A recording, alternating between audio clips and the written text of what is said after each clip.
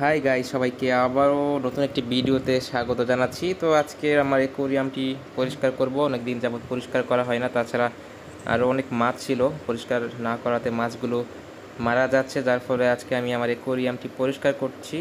তো প্রথমেই মাছগুলোকে আমি আলাদাভাবে একটি বাটিতে রাখার চেষ্টা করছি, এরপরে সম্পূর্ণ পানি আমাকে চেঞ্জ করতে হবে। আর অনেকগুলো মাছ ছিল, আস্তে আস্তে কিন্তু মারা যাচ্ছিল, যার ফলেই আজকে পরিষ্কার করতে বাধ্য হলাম। অনেক সুন্দর সুন্দর রঙিন মাছ, অনেকটা রূপচাঁদার মতো দেখতে মনে হয়। সবগুলো মাছ আমাকে পাত্রে রাখতে হবে। এখন মাত্র 9টা মাছ রয়েছে এখানে, আগে 20-25টার উপরে হয়তো ছিল মাছ, আস্তে আস্তে মরে যাচ্ছে। তো কিছু খাবারও খেতে দিয়েছি। বুঝতে পারে পাথরগুলোকেও ভালোভাবে পরিষ্কার করতে হবে।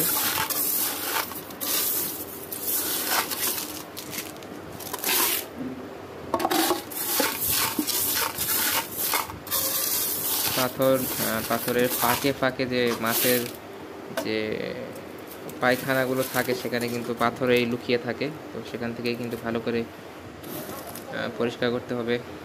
পরিষ্কার করার শেষে আমি আবারও কিন্তু এগুলোকে নতুন নতুন করে সেট আপ দিচ্ছি। কিছু প্লাস্টিকের গাছ রয়েছে 3টি, পাথর দিয়ে ভালোভাবে ডেকে দিতে হবে। দেখতে পাচ্ছেন অক্সিজেনের জন্য একটি পাইপ এখানে প্লাস্টিকের পাইপ রাখা হয়েছে।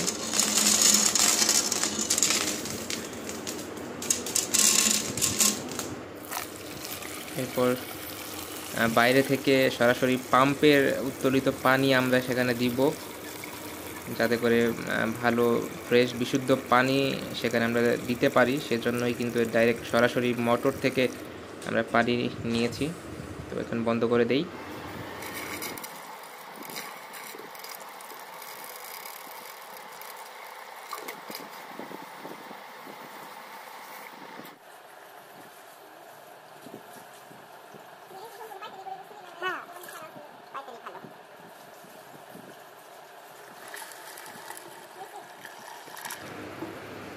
অ্যাকোয়ারিয়ামটি ছোট হলেও কিন্তু অনেক পানি এখানে দিতে হয়।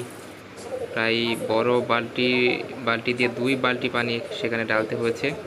তো এখন মাছগুলো সেখানে ছেড়ে দেব। তো হাত থেকে পড়ে গেল, অনেক চালাক মাছগুলো।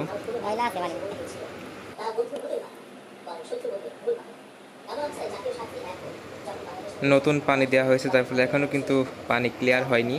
তো এটি পরিষ্কার হতে আরও 2-1 দিন সময় লাগবে, পানির কণাগুলো স্থির হতে।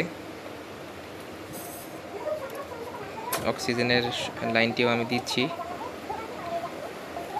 এর আগে আমার যখন মাছ দিয়েছিলাম অনেক ছিল, তো সেগুলো ভিডিও আমার কাছে ছিল, তো সেগুলো আপনাদেরকে দেখাচ্ছি।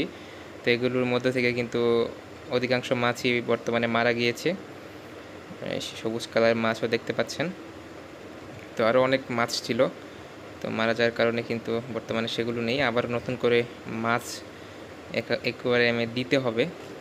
তো আজ এই পর্যন্তই। অন্য আরেকটি ভিডিওতে দেখা হবে। সবাইকে ধন্যবাদ। খোদা হাফেজ।